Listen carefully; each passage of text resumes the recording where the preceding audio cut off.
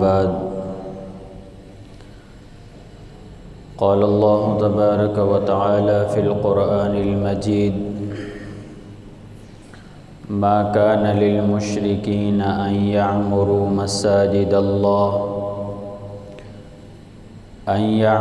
मसाजिदल्लाहि शाहिदीन अला अनफुसिहिम बिल कुफ्र उलाइका हबितत अअमालुहुम व फिन्नारि हुम खालिदून। इन्नमा यअमुरु मसाजिदल्लाहि मन आमन बिल्लाहि वल यौमिल आखिर व अक़ामस्सलाह व आतज़्ज़काह व लम यख़्श इल्लल्लाह। सदक़ल्लाहु मौलानल अज़ीम व सदक़ रसूलुहुन नबियुल करीम। सबसे पहले अल्लाह तबारक व ताला से दुआगो हैं कि अल्लाह तबारक व ताला हमें हक़ बात कहने, सुनने और उस पर अमल करने की तौफ़ीक़ अता फ़रमाए। आज की गुफ्तगू का उन्वान और मौज़ू है तामीर मसाजिद और आदाब मसाजिद। आजकल उम्मत मुस्लिमा इंतहाई कमज़ोर हालात से गुज़र रही है, ज़बो हाली का शिकार है, दीन के साथ जो उम्मत का ताल्लुक़ है बहुत कम है, दीन की रग़बत और शौक़ न होने के बराबर है। इसी वजह से मक़ामात मुक़द्दसा उनकी हुर्मत पामाल हो रही है और शाइरुल्लाह की हुर्मत की बेहुरमती हो रही है। अगर तो कोई ताकतवर मुक़द्दस मकामात की बेहुरमती करे कि जिसको रोकने की हमारे अंदर ताकत नहीं, तो शायद अल्लाह माफ़ कर दे। लेकिन अफ़सोस तो इस पर है गैरों के बजाय हम खुद मकामात मुक़द्दसा की बेहुरमती कर रहे हैं। शाइरुल्लाह की बेहुरमती मुसलमानों से हो रही है जो इस्लाम के दावेदार हैं, उनसे मकामात मुक़द्दसा की बेअदबी और बेहुरमती हो रही है। तो इस पर जितना भी अफ़सोस किया जाए कम है। वैसे तो मकामात मुक़द्दसा शाम में हैं, हिजाज़ में हैं, इराक़ में हैं, जैसे फ़लस्तीन में मस्जिद अक़सा है, हिजाज़ में मस्जिद हराम, बैतुल्लाह, मस्जिद नबवी, ये मकामात मुक़द्दसा हैं। लेकिन बैतुल्लाह का अक्स पूरी दुनिया पर है। पूरी दुनिया में बैतुल्लाह का अक्स और उसकी कॉपी मौजूद है मसाजिद की सूरत में। जहाँ भी मस्जिद है ये बैतुल्लाह की कॉपी है, बैतुल्लाह का अक्स है। हदीस में आता है कि मसाजिद अल्लाह के घर हैं। तो आज जहाँ भी मसाजिद हैं उनका अदब व एहतराम तो करना दरकिनार, आज हमसे उनकी बेअदबी हो रही है, बेहुरमती हो रही है। वजह यही है कि हमें इनकी अहमियत का पता नहीं है, उनकी अहमियत का अंदाज़ा नहीं है। एक हदीस में आता है नबी सल्लल्लाहु अलैहि वसल्लम ने इरशाद फरमाया कि अल मसाजिदु सूक़ुम मिन अस्वाक़िल आखिरह फ़मन दख़लहा कान ज़ैफ़न लिल्लाह। फरमाया कि मस्जिदें या आखिरत के बाज़ारों में से एक बाज़ार है, जो भी यहाँ पे आता है ना वो अल्लाह का मेहमान होता है। क़िराहुल मग़फ़िरा, और अल्लाह की मेहमान नवाज़ी क्या है कि अल्लाह से बंदे की मग़फ़िरत कर देता है। तो जो मस्जिद में आ गया अल्लाह का मेहमान है, और अल्लाह की मेहमान नवाज़ी गुनाहों का मुआफ़ करना, मग़फ़िरत करना है। तो यूँ ही रोज़ाना सुबह रोशन होती है तो लोग कमाई के लिए जाते हैं, लेकिन एक इंसान शरीयत की नज़र में आखिरत की कमाई करने वाला है, वो आखिरत का ताजिर है। हदीस में आता है नबी सल्लल्लाहु अलैहि वसल्लम ने इरशाद फरमाया कि कुल्लु यग़दु फ़बाइउ नफ्सहु फ़मौतिक़ुहा औ मुबिक़ुहा। फरमाया हर इंसान ताजिर है। जब भी सुबह होती है ना तो इंसान तिजारत करता है, तो या तो अपने आप को जहन्नम से आज़ाद करा लेता है या फिर अपने आप को बर्बाद कर देता है। जहन्नम से आज़ादी क्या है कि सुबह उठते ही अल्लाह का मेहमान बन जाए, अल्लाह के घर में आ जाए, नमाज़ पढ़ने के लिए मस्जिद में आ जाए, तो ये आखिरत की तिजारत है। तो इसमें कामयाबी हासिल कर लेते हैं कुछ, और कुछ अपने आप को बर्बाद कर लेते हैं। तो लिहाजा मसाजिद ये मकामात मुक़द्दसा हैं, इनकी बेहुरमती गुनाह है, हराम है। इनका अदब व एहतराम नबी सल्लल्लाहु अलैहि वसल्लम के मानने वाले पर लाजिम और ज़रूरी है। तो उसमें एक चीज़ है तामीर, मसाजिद की तामीर। मसाजिद की तामीर करना किसका काम है? ये मैंने आयत खोली हुई है, सूरह तौबा है, आयत नंबर 17 और 18, ये दो आयतें हैं। मैं आयत पढ़ूँगा, तर्जमा सुनाऊँगा, आपको ख़ुद ब खुद समझ आ जाएगी कि मस्जिदों को तामीर का माने आबाद करना। तो आबाद करने वाले कौन लोग हैं? आबाद करना किसका काम है? तो अल्लाह ताला फरमाता है मा कान लिल मुशरिकीना अन यअमुरू मसाजिद अल्लाह। मुशरिकों का काम नहीं है कि वो अल्लाह के मस्जिदों को आबाद करें। शाहिदीन अला अनफुसिहिम बिल कुफ्र, वो अपने आप पर गवाह हैं कि हम कुफ़र पर हैं, उन्हें पता है हम काफिर हैं। उलाइका हबितत आमालुहुम, तो ज़ाहिर है ये अल्लाह के मसाजिद को तामीर नहीं कर सकते, उनका हक़ ही नहीं है। अल्लाह फरमाते इनके अमाल ज़ाया हैं।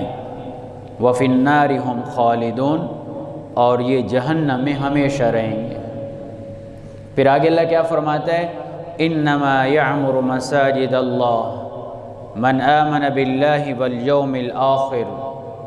फरमाया अल्लाह की मस्जिदों को आबाद वो करता है जो अल्लाह पर ईमान लाया और आखिरत के दिन पर ईमान लाया, वाक़ामस्सला, और उसने नमाज कायम की, व आतज़्ज़का, और उसने ज़कात दी, वलम यख्शा इल्लल्लाह, और सिर्फ़ अल्लाह से डरा, फ़ासा उलाइका यकूनु मिनल मुहतदीन।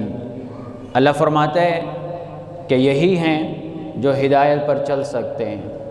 यानी ऐसा आदमी कि जो अल्लाह पर ईमान लाता है, अल्लाह के पैगंबर पर, यौम आखिरत पर, नमाज कायम करता है, ज़कात देता है, अल्लाह से डरता है, तो यही लोग मसाजिद को आबाद करने के हक़दार हैं। यही लोग मसाजिद को आबाद करते हैं।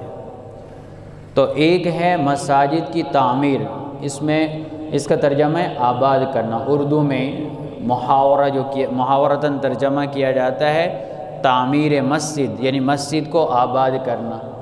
तो तामीर मस्जिद दो किस्म पर है, एक है ज़ाहिरी तामीर, एक है बातनी तामीर। ज़ाहिरी तामीर क्या है कि मस्जिद की इमारत बना दी, मस्जिद की बुनियादें रख दी, इमारत बना दी, मस्जिद को खूबसूरत बना दिया, मस्जिद की सफाई, मस्जिद में खुशबू का इंतज़ाम। मैं इस पर इंशाअल्लाह आ रहा हूँ, गुफ्तगू करूँगा। और दूसरी है तामीर बातनी।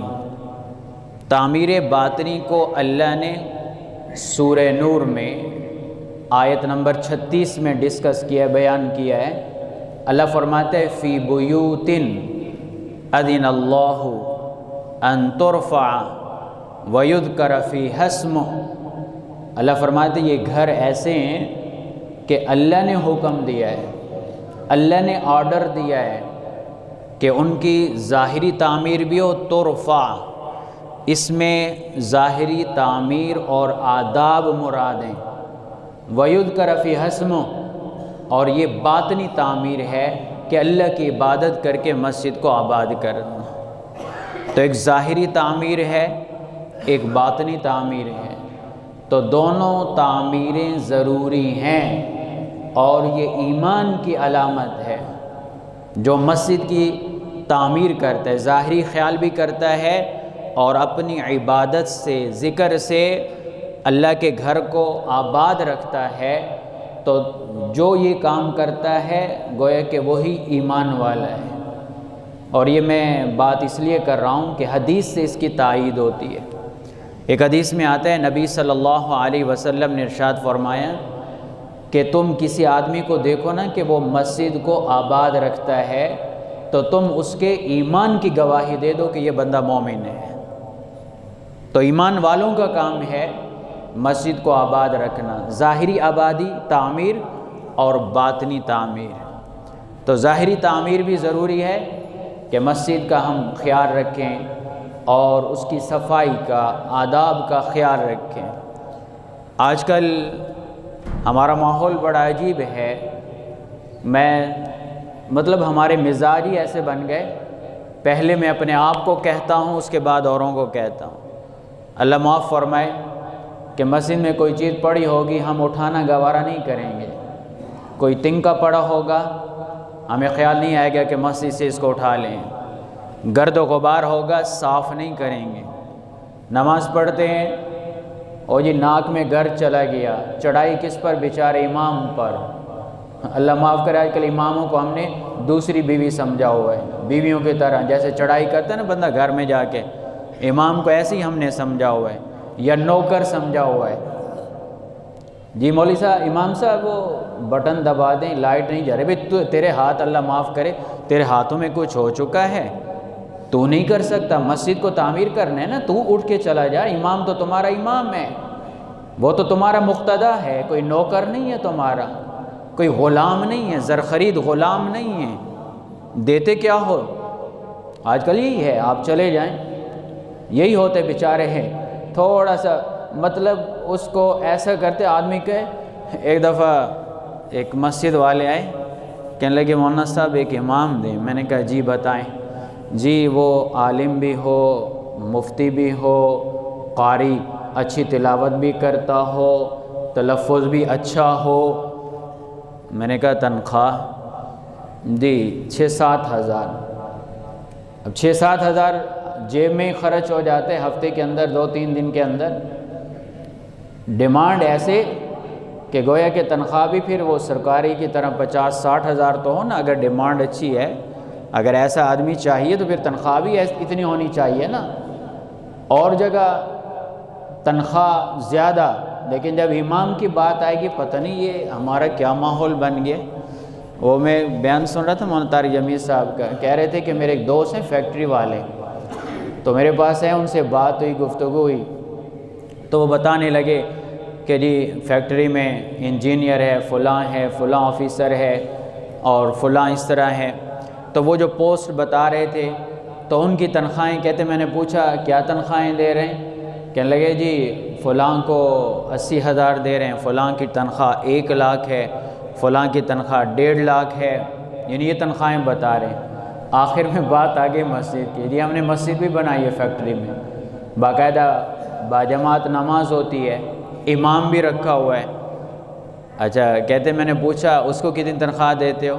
10,000 15,000। जो सबसे बड़ा ओहदा है नबी सल्लल्लाहु अलैहि वसल्लम का मुसल्ला है ना, ये आपकी नियाबत है। तो आज पता नहीं हमने क्या समझा हुआ है। तो नाक में गुबार चला गया, चढ़ाई इमाम पर, चढ़ाई बेचारे मुअज्जिन पर, और ख़ुद नहीं करेंगे भाई हम खुद साफ़ कर लें। हालांकि मस्जिद को साफ़ करना मेरे नबी की सुन्नत है। नबी सल्लल्लाहु अलैहि वसल्लम अपने हाथ से साफ़ करते थे। तो पहले ये कमज़ोरी मेरे अंदर है, बाकी सब जिसमें भी है हमें ये कमज़ोरी दूर करनी चाहिए।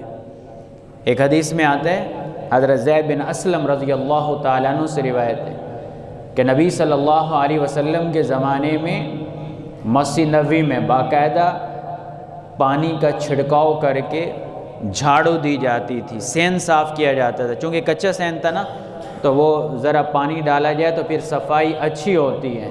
तो बाकायदा सफाई का इंतज़ाम था मस्जिद में। तो सफाई इसका एहतमाम रखना चाहिए। हर मुसलमान ज़िम्मेदारी समझे कि मेरी ज़िम्मेदारी है मस्जिद को साफ़ करना, मैंने साफ़ करनी है।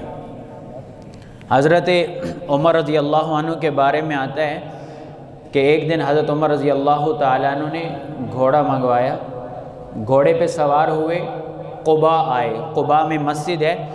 नबी सल्लल्लाहु अलैहि वसल्लम जब मक्का से हिजरत करके आए थे ना, तो पहले कुबा में आपने पड़ाव किया। तो वहाँ मस्जिद जो बनाई, ख़ुद नबी सल्लल्लाहु अलैहि वसल्लम अपने हाथों से मट्टी ढोते रहे मस्जिद की तामीर के लिए। तो ये कुबा की मस्जिद थी। फिर उसके बाद मस्जिद नबवी बनाई। तो हज़रत उमर रज़ी अल्लाह अन्हु आए कुबा मस्जिद में, बाहर सवारी खड़ी की, अंदर आए, नमाज़ पढ़ी और उसके बाद यरक़ा नामी आदमी को कहा कि खजूर की छड़ी ले आएँ। तो खजूर की छड़ी वो लाया। हज़रत उमर रज़ी अल्लाह ताला अन्हु ने अपनी कमर पे कपड़ा बांधा और पूरी मस्जिद की सफाई की। हालांकि हैं अमीरुल मोमिनीन, दुनिया के यानी एक दुनिया के हुक्मरान हैं, कितनी बड़ी सल्तनत थी, हुकूमत थी, कितने मुरब्बा मील मुसलमानों की हुक्मरानी थी। तो खलीफा वक्त अपने हाथ से मस्जिद को साफ़ कर रहा है। तो ये अल्लाह का घर है। कल क़यामत वाले दिन इसी जगह ने जन्नत का हिस्सा बनना है। तो आज इसकी सफाई, इसकी आबादी, इसकी तामीर वो हमारे ज़िम्मा है। यार मुसलमान का फ़रीद है, इमाम का नहीं, मुअज्जिन का नहीं, खादिम का नहीं। अगर कहीं कोई भी मस्जिद देखें, अपने मोहल्ले की नहीं, कोई भी मस्जिद देखें, अगर वहाँ कोई चीज़ पड़ी है उठा लें, कोई गर्दा पड़ा है उसको साफ़ कर दें, सवाब ही सवाब है। एक खातून थी नबी सल्लल्लाहु अलैहि वसल्लम के दौर में, तो वो मस्जिद की सफाई किया करती थी। तो उसका इंतकाल हुआ, रात का टाइम था। नबी सल्लल्लाहु अलैहि वसल्लम के सहाबा ने आपको इतला न दी। क्यों नहीं दी? कि रात का टाइम में अंधेरे में आपको आने में तकलीफ़ होगी। तो ख़ुद ही जनाजा पढ़ के उसको दफना दिया। नबी सल्लल्लाहु अलैहि वसल्लम ने बाद में पूछा तो बताया गया उसका इंतकाल हो गया। तो आपने फरमाया कि जब भी किसी का इंतकाल हो मुझे बताया करें, और फरमाया वो जो खातून है मैं उसको जन्नत में देख रहा हूँ, क्योंकि वो मस्जिद की सफाई किया करती थी। मस्जिद की सफाई ये तामीर है, ज़ाहिरी तामीर, सफाई का ख्याल करें। और फिर यह कि कोई गंदगी, कोई चीज़ मस्जिद में ना डालें, तिनका भी मस्जिद में ना डालें। और यहाँ तक फरमाया कि मस्जिद में थूक डालना ये गुनाह है, इसका भी ख्याल करना चाहिए कि थूक के ज़र्रात ये मस्जिद में न गिरें, क्योंकि मस्जिद अल्लाह का घर है, असल बैतुल्लाह है। ये सारी मसाजिद बैतुल्लाह से जुड़ी हुई हैं। हदीस में आता है नबी सल्लल्लाहु अलैहि वसल्लम ने इरशाद फरमाया कि तज़हबुल अर्ज़ूना कुल्लुहा यौमल क़ियामा इल्लल मसाजिद। फरमाया क़यामत वाले दिन ये सारी ज़मीन ख़त्म हो जाएगी, हाँ मस्जिदें होंगी। और फरमाया मस्जिदें एक दूसरे के साथ जुड़ जाएंगे, मिल जाएंगे। और ज़ाहिर है बैतुल्लाह वो बुनियाद है। इस दुनिया में आबादी सबसे पहले मस्जिद हुई थी। कुरान मजीद में अल्लाह फरमाता है इन्ना अव्वल बैतिन वुज़िअ लिन्नास लल्लज़ी बिबक्कत मुबारकम वहुदल लिल आलमीन, कि पहला घर जो दुनिया में बनाया गया वो बैतुल्लाह का था, वो अल्लाह का घर था, वो काबा था, वो मस्जिद है। तो सारी मसाजिद ये जुड़ जाएंगे, एक जगह हो जाएंगी, और नतीजा क्या होगा, जन्नत की ज़मीन बन जाएगी। तो गोया कि आप यहाँ मस्जिद उमर फ़ारूक में बैठे हैं तो क़यामत वाले दिन ये जन्नत की जगह है, इसने जन्नत का हिस्सा बन जाना है, ये अल्लाह का घर है, इसकी आबादी का ख्याल करना चाहिए। तो ज़ाहिरी तौर पे भी ख्याल करें, और फिर ये है कि इबादत से इन घरों को आबाद करें, इनकी बेहुरमती हमसे ना हो, इनकी बेअदबी हमसे ना हो। अब यही देख लें, एक हदीस में आते हैं, बुखारी और मुस्लिम की रिवायत है कि मन अकला मिन हाज़िहि शजरतिल मैतना, फरमाएं कि जो ये बदबूदार चीज़ें खाए, मुराद है प्याज और लहसुन, यानी ज़्यादा तादाद में खाए कि जिससे मुंह में बदबू पैदा हो जाए, तो इतना खाए तो फरमाए फ़ला यदखुलन्ना मस्जिदना, वो हमारी मस्जिद में ना आए। इसकी वजह क्या बतलाई, फरमाए इसकी वजह बतलाई कि फ़रिश्तों को उस चीज़ से तकलीफ़ होती है जिससे इंसानों को तकलीफ़ होती है, चूँकि बदबू होती है, मुंह से अजीब बदबू आती है, तो लिहाजा इस वजह से बदबूदार चीज़ें खाकर मस्जिद में नहीं आना चाहिए। अब चूँकि उस वक़्त प्याज और लहसुन का ज़िक्र आ रहा होगा तो नबी सल्लल्लाहु अलैहि वसल्लम ने इसका ज़िक्र किया, तो यहाँ पे इल्लत बतला दी कि फ़रिश्तों को तकलीफ़ होती है, क्योंकि मस्जिद में अल्लाह के फ़रिश्ते होते हैं, अल्लाह के फ़रिश्तों का हुजूम होता है मस्जिद में, तो बदबूदार चीज़ खाकर ना आएँ। इसी के तहत सिगरेट भी है, हुक्का भी है, नस्वार भी है। अगर ताज़ा सिगरेट पी है तो ज़ाहिर मुंह से बदबू आती है सिगरेट के, मस्जिद में ना आएँ। अगर ज़्यादा बदबू होगी तो मस्जिद में आना ये फिर गुनाह में शुमार होगा, क्योंकि फ़रिश्तों को भी तकलीफ़, नमाजियों को भी तकलीफ़। यही हुक्म हुक्के का है, अगर सिगरेट पीनी है तो कुछ देर, घंटा डेढ़ घंटा पहले पी लें, या कोई ऐसा इंतज़ाम कर लें, कोई सुपारी खा लें, कोई ऐसी चीज़ कि जिससे मुंह के अंदर बदबू ख़त्म हो जाए, फिर मस्जिद में आएँ। यही हुक्म हुक्के का है। यही हुक्म गर्मियों में पसीने का है। अगर पसीना बहुत ज़्यादा आ रहा है, बदबू है पसीने की, तो फिर मस्जिद में ना आएँ, तकलीफ़ होगी, इंसानों को भी तकलीफ़ होगी, फ़रिश्तों को भी तकलीफ़ होगी। तो लिहाजा बदबूदार चीज़ इस्तेमाल करके मस्जिद में आने से रोका है। हमारे यहाँ क्या होता है, अजब उम्मत का हाल है, अजीब। नबी सल्लल्लाहु अलैहि वसल्लम की बातों पे हमें कोई यकीन नहीं, अल्लाह माफ़ करे। अल्लाह के हवाले से कि अल्लाह के दरबार में जाने क्या आदाब हैं, हमें इसके परवाह नहीं। अब आप यही देख लें, आमतौर पे देखा जाता है बाज़ लोग काम कर रहे होते हैं, मसलन जो लोहे का काम कर रहे हैं, खराद पे काम कर रहे हैं, या इस तरह का जहाँ पे भट्टी आग की होती है, राख लगती है, सारा कुछ होता है, तो नमाज़ पढ़ने वही हम कपड़े पहन के नमाज़ पढ़ने आ जाते हैं। अल्लाह के दरबार में आ रहे हैं, वही मैले कपड़े, उन पे राख की बदबू, आग की मुश्क और ये चीज़ें होती हैं, कपड़ों से बाद दफ़ा आती हैं, लेकिन नहीं, वही कपड़े पहन के हम नमाज़ पढ़ने आ रहे हैं।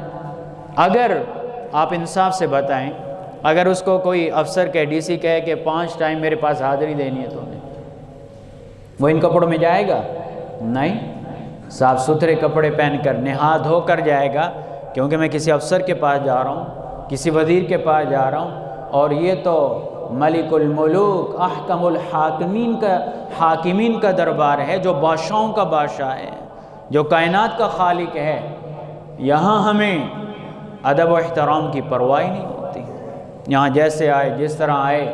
तो इसलिए अच्छे कपड़े पहनकर, साफ़ सुथरे होकर, खुशबू लगा के मस्जिद में आना चाहिए, और मस्जिद में खुशबू का इंतज़ाम करना चाहिए। नबी सल्लल्लाहु अलैहि वसल्लम ने फरमाया जम्मिरूहा। पहले ज़माने में, अब भी अरब में ऊद की लकड़ी होती है, तो वो अंगारों पे रख के धूनी आती है, उसमें खुशबू आती है, इसको कहते हैं तजमीर, जम्मिरूहा। आपने इसका ऑर्डर दिया है कि ये मस्जिद में क्या करो, खुशबू का इंतज़ाम किया करो। आजकल तो जदीद सिस्टम आ गया, इलेक्ट्रॉनिक खुशबू आ गई है सेलों पे। वो खुशबू जो है ना, सेल अंदर डालते हैं, वो एक डब्बा सा होता है और उसमें खुशबू वो फेंकता रहता है। मस्जिदों में ये इंतज़ाम करना चाहिए, ये सुन्नत है।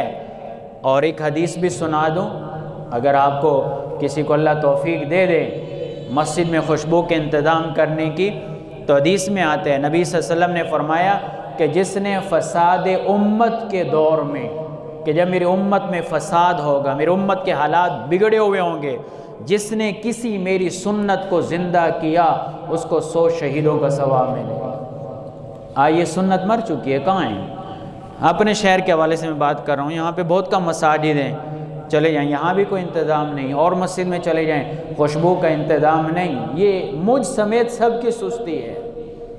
तो इसलिए नबी सल्लल्लाहु अलैहि वसल्लम ने फरमाया जम्मिरूहा, मस्जिद में खुशबू का इंतज़ाम करें, खुशबू की धुन हो। फिर ख़ास तौर पर जो जुमे का मजमा होता है, फिर ये तो और भी ज़्यादा है। अब देखो ना, आम नमाज में ये हुक्म है कि आप महल्ले की मस्जिद में पढ़ें आम नमाज, लेकिन जो बड़े इज्तिमा की बात है, बड़े इज्तिमा की बात कर रहा हूँ, हदीस में आता है कि बैतुल्लाह में नमाज़ पढ़ना 1 लाख नमाज़ों के बराबर सवाब, मस्जिद नबवी में नमाज़ पढ़ना 50,000 नमाज़ों के बराबर सवाब, मस्जिद अक़सा में उससे कम। और फरमाए जो जामे मस्जिद है, बड़ी मस्जिद है, उसमें नमाज़ पढ़ना 500 नमाज़ों के बराबर सवाब। एक आप छोटी मस्जिद में नमाज़ पढ़ते हैं जुमा की, घर की मस्जिद में, एक जामे मस्जिद में पढ़ते हैं, सवाब का बड़ा फ़र्क है। खैर आजकल तो हर जगह जुमे शुरू हो गए, बल्कि मैं तो मशवरा देता हूँ अपने बैठकों में जुमा शुरू करा देना चाहिए। क्यों तकलीफ़ करते हैं? मस्जिद में 4 कदम चल के आएंगे, अपनी बैठकों में जुमे शुरू करा दो। नमाजी 3-4 होते हैं जी, हम जुमा शुरू करा रहे हैं, फ़लाँ जगह जुमा शुरू करा रहे हैं, घर घर के करीब। हालांकि जुमे का मकसद क्या है, जुमे की असल हिकमत क्या है? आज उम्मत दीन की हिकमतों को समझती नहीं कि लॉजिक क्या है, जुमे की हिकमत क्या है कि बड़ा इज्तिमा हो। ज़ाहिर है कि जब इज्तिमा तकसीम हो जाएंगे, घर घर मस्जिद, जो गली गली मस्जिद में जुमा होगा, फिर इज्तिमाआत तो कम पड़ जाएंगे, जुमे की जो हिकमत है वो फौत हो जाएगी। तो इसलिए मैं मज़ाक में कहता रहता हूँ, मैं क्यों तकलीफ़ करते हैं? ज़ाहिर है चंद कदम चल के मस्जिद में आना, का वही किसी को आप इंतज़ाम कर लें, बैठक में जुमा पढ़ा लो, क्यों तकलीफ़ करते हो? तो लिहाजा जामे मस्जिद में 500 नमाज़ों का सवाब है। ये जुमे की बात करो, वरना आम नमाजें वो महल्ले के मस्जिद में, जो मस्जिद करीब है। और दुकानदार के महल्ले की मस्जिद कौन सी है? जहाँ उसकी दुकान है, दुकान के पास जो मस्जिद है वो महल्ले की है, तो वहाँ नमाज़ पढ़ना है। तो बहरहाल मैं अर्ज़ कर रहा हूँ कि मसाजिद ये अल्लाह के घर हैं, इनकी तामीर ज़ाहिरी तामीर भी है और बातनी तामीर भी। अब ज़ाहिरी तामीर में इसकी सफाई भी है। ख़ुद हदीस में आता है, ज़रा हदीस को गौर से सुनिएगा, कि काना रसूलुल्लाह सल्लल्लाहु अलैहि वसल्लम यज़हबु गुबार अल-मस्जिद, फरमाएँ कि नबी सल्लल्लाहु अलैहि वसल्लम मस्जिद का गर्द गुबार ख़ुद साफ़ किया करते थे खजूर की छड़ी से। यानी मस्जिद नबवी में ख़ुद हज़ूर सल्लल्लाहु अलैहि वसल्लम झाड़ू दिया करते थे, ख़ुद उसको साफ़ किया करते थे। तो ये नबी का अपना अमल। अब आप सल्लल्लाहु अलैहि वसल्लम का क्या मकाम, लेकिन आप भी अल्लाह के घर को साफ़ कर रहे हैं, तो ये तो एक ज़ाहिरी तामीर होगी। तो अल्लाह यही फरमा रहे ना, इन्नमा यअमुरु मसाजिद अल्लाह मन आमन बिल्लाहि वल यौमिल आखिर व अक़ामस्सलाह व आतज़्ज़काह व लम यख़्श इल्लल्लाह, कि अल्लाह के घरों को वही तामीर करेंगे। कौन? जिनके दिल में ईमान होगा, जो नमाज पढ़ेंगे, जो ज़कात देंगे, जो सिर्फ़ अल्लाह से डरेंगे, वही मस्जिदों को आबाद करेंगे। और आज हमारा हाल क्या है कि मस्जिदों को आबाद करने के बजाय हम बेहुरमती कर रहे हैं, हमने मुशरिकाना तर्ज अपनाया हुआ है। अब हदीस में आता है, नबी सल्लल्लाहु अलैहि वसल्लम ने इरशाद फरमाया, मुझे मेरी उम्मत के नेक आमाल दिखलाए गए, तो सबसे छोटा अमल भी मुझे दिखलाया गया कि मस्जिद से किसी तिनके को उठा लेना, ये भी नेक अमल है।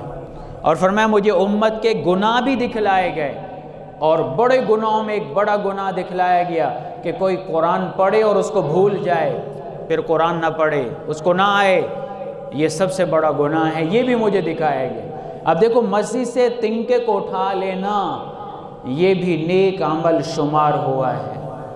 और इसके बजाय हम क्या करें, मस्जिद को गैराबाद कर दें, मस्जिद में शोर मचाना शुरू कर दें, मस्जिद की बेहुरमती करना शुरू कर दें, तो फिर तो ज़ाहिर अल्लाह का अज़ाब आएगा। हदीस में आता है, ज़रा मैं तवज्जो चाहता हूँ, अब अहम बात की तरफ आ रहा हूँ। अब देखो ना, बदबूदार चीज़ से रोका गया कि बदबूदार चीज़ खा के मस्जिद में ना आएँ। आपसे बदबू आ रही है, मस्जिद में ना आएँ, इससे रोका गया है। मस्जिद को साफ़ रखें और फिर मस्जिद की जो तामीर है, बुनियादी तामीर, बातनी तामीर, कि हम अल्लाह का ज़िक्र करें, नमाज़ पढ़ें, यहाँ पे अल्लाह को याद करें, दुनियावी बात ना करें। फरमाया जो मस्जिद में ना दुनियावी बातें करता है तो फरिश्तों उसको एक दफ़ा कहते हैं, उसको तो या हबीब अल्लाह, अल्लाह के दोस्त खामोश हो जा, मस्जिद में दुनिया की बातें ना कर। उसको तो या हबीब अल्लाह, अल्लाह के दोस्त खामोश हो जा। जब 2 दफ़ा कहने के बाद वो खामोश नहीं होता, कोई दुनिया की बातें करता रहता है, तो फिर फरिश्ता क्या कहते हैं, ज़रा लफ्ज़ पे गौर करना, उसको तो या बगीज़ अल्लाह, ए अल्लाह के दुश्मन खामोश हो जा। तो मस्जिद में दुनिया की बातें करना ये अल्लाह के साथ दुश्मनी के मुतरादिफ है। और एक हदीस है, बहुत लंबी हदीस है, अबू हुरैरा रज़ी अल्लाह तआला अन्हु से रिवायत है, कहते हैं कि नबी सल्लल्लाहु अलैहि वसल्लम ने फरमाया कि इज़ा फ़अलत उम्मती 15 खसलतन हल्ल बिहल बला, फरमाया जब मेरी उम्मत में 15 गुनाह होंगे तो फिर अल्लाह के अज़ाबात आएंगे। वो अज़ाबात किन सूरतों में आएंगे, रीहन हमरा, सुर्ख आंधियों की सूरत में, मस्खन, शक्लों की तब्दील होने की सूरत में, कस्फन, पत्थरों की बारिश की सूरत में, खसफन, ज़मीन में धस जाने की सूरत में, और एक रिवायत में आते हैं जलजलतन, जलजलों की सूरत में। तो वो जो 15 बीमारियां हैं, 15 बुराइयां हैं जो उम्मत में होंगी तो अल्लाह के अज़ाबात आएंगे। उनमें एक बुराई ये भी लिखी हुई हदीस में कि वरतुफ़िअतिल अस्वातु फिल मसाजिद, मस्जिदों में शोर होगा, आवाज़ें बुलंद होंगी, मस्जिदों में आवाज़ें बुलंद होंगी। इसको अज़ाब का सबब बतलाया जा रहा है। अब ज़ाहिर है कि अज़ाब का ज़रिया क्या होता है, गुनाह ही होता है ना, तो इसको अज़ाब का सबब बतलाया जा रहा है कि मस्जिदों में शोर करना। फिर ज़ाहिर है एक आम शोर करना है और एक जो है फिर ऐसा शोर करना कि जो अलग से गुनाह है और फिर मस्जिद के साथ हो, मस्जिद के अहाते में हो, वो तो फिर बहुत बड़ा जुर्म होगा। मैं एक आयत पेश करता हूँ, सूरह अनफाल है, आयत नंबर 35 है, सूरह अनफाल आयत नंबर 35।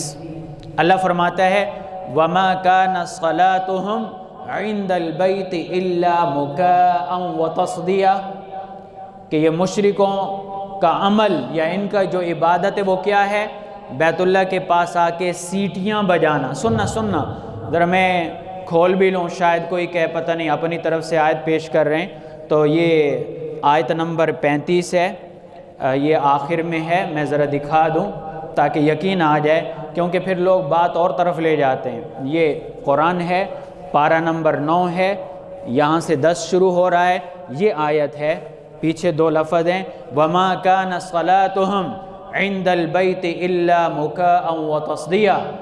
मुशरिकीन की इबादत क्या थी, या उनका कहना कि हम भी इबादत करते हैं, बैतुल्लाह के पास आकर क्या करते थे, मुकाअन, तवज्जो रखना, सीटियाँ बजाते थे, सीटियाँ बजाते थे, व तस्दिया, तालियाँ बजाते थे।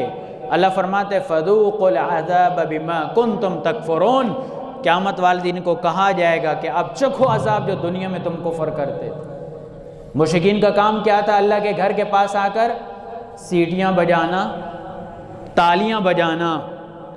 अच्छा मेरी बात सुनना ज़रा, मैं एक सवाल करता हूँ, एक है सीटी बजाना मस्जिद के पास आकर, ये भी जुर्म, कुरान कह रहा है। आप घर में जाके कहीं भी उर्दू तर्जमा देख लें, वहाँ पे क्या लिखा हुआ है खुद समझ आ जाएगी। वो तस्दिया, तालियां बजाना, तो मस्जिद के पास, अंदर भी नहीं कहा, इंदल बैत, पास, इंदल बैत, पास, मस्जिद के करीब आकर वो तालियां भी बजाते थे, सीटियां भी बजाते थे। ये किन का काम था, मुशरिकीन का।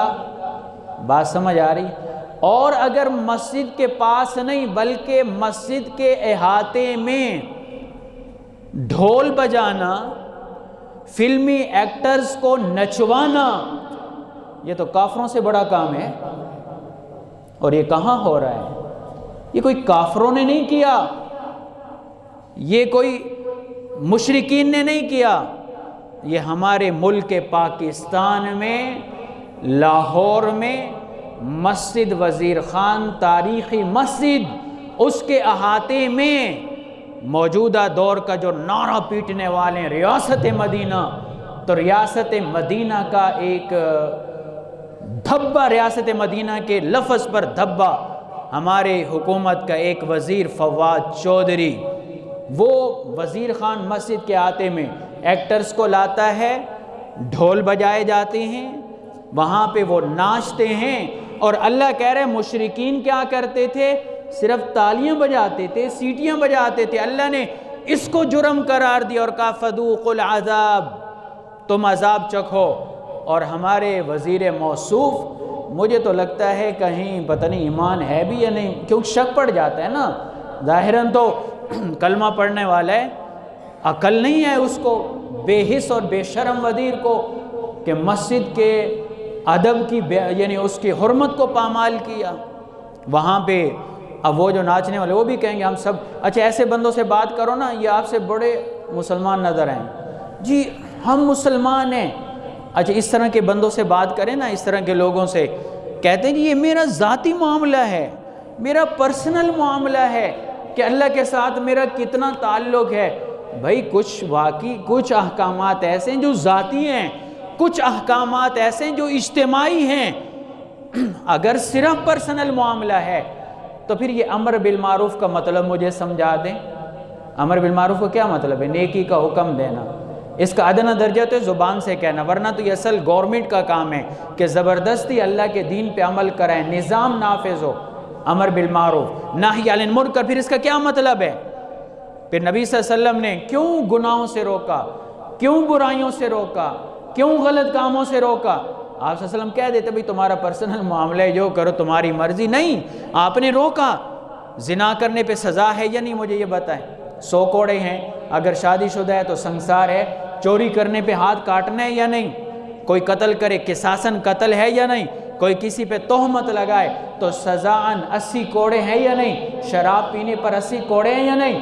वरना शराबी कहेगा मेरा पर्सनल मामला है। तो ये जो सज़ा कुरान में है, इस सज़ा का क्या कहोगे? कुरान को फिर माज़अल्लाह कह दो कि हमारा पर्सनल मामला है, अल्लाह माफ़ करे, फिर अपनी तरफ से कह दो, जुमले बोल दो कुरान के लिए भी।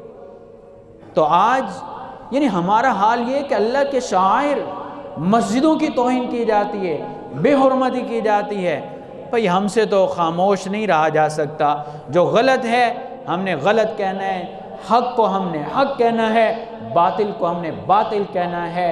और ये चीज़, ये सबक नबी सल्लल्लाहु अलैहि वसल्लम से मिला है, ये सबक सहाबे किराम से मिला है। और नबी सल्लल्लाहु अलैहि वसल्लम को भी मुशरिकीन ने कहा था ना, हमारे बुतों को बुरा ना कहा करें। तो कुरान ने क्या कह दिया? ऐसा नहीं हो सकता। जवाब दे दिया उनको, गलत को गलत कहना है, बातिल को बातिल कहना है, हक़ को हक़ कहना है। आज ना जो गलत को गलत नहीं कहता ना, और सिर्फ सही को सही कहता है, गलत को गलत नहीं कहता, लोग उसको सलाम करते हैं, कहते नहीं फ़लाँ बड़ा मुस्बत बोलता है, मुस्बत अंदाज में गुफ्तगू करता है, पॉजिटिव गुफ्तगू करता है। और अगर कोई गलत को गलत कहे, मुआशरे में तनकीद करे, गलती पर तनकीद करे, तो उस स्कॉलर को या उस आलिम को, उस मुबल्लिग को ये जी बड़ा नेगेटिव ये लफ्ज़ बोला जाता है कि मनफी बातें करता है, फ़लाँ करता है। भाई नबी सल्लल्लाहु अलैहि वसल्लम ने गलत को गलत कहा है, सही को सही कहा है।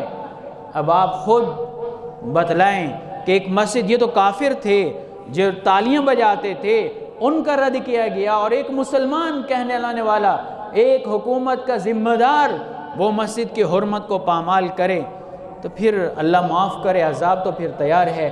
अल्लाह तबारक व तआला इन कम अक़लों को अक़ल दे, वरना इनको तो दीन से कोई ताल्लुक़ नहीं है, बस एक धोखा है एक लफ्ज़ बोल कर। और हमारे सादा लोग मुसलमान भी ये फ़लाँ हो गया, ये हो गया है, और कुछ लोग तो पता नहीं इतने वो होते हैं, गलत को भी सही मतलब बड़ा है ना हमारा तो गलत कर रहा है ना, ये भी सही है। वो एक नौजवान था तो वो बड़ा इस तरह बहस करने लगा, तो मैंने पता किया कि ये घर से फारिग है। तो ज़ाहिर है जो घर से फारिग होते हैं वही फिर ऐसे लोगों की हिमायत करता है। बाकी मैंने उनको कहा कि ताजिर तबका से पूछो वो कितने पिस रहे हैं, कितने परेशान हैं, तुम्हें पता चल जाएगा कि हमारे मुआशी हालात क्या हैं, पाकिस्तान की मईशत क्या है। तो बहरहाल हम तो अल्लाह से ये दुआ करते हैं कि अल्लाह सबको समझ दे, अक़ल दे, कि हम समझें और गौर व फ़िक्र करें। अल्लाह तबारक व तआला समझ और अमल की तौफ़ीक़ अता फ़रमाए। वमा अलैना इल्लल बलागुल मुबीन।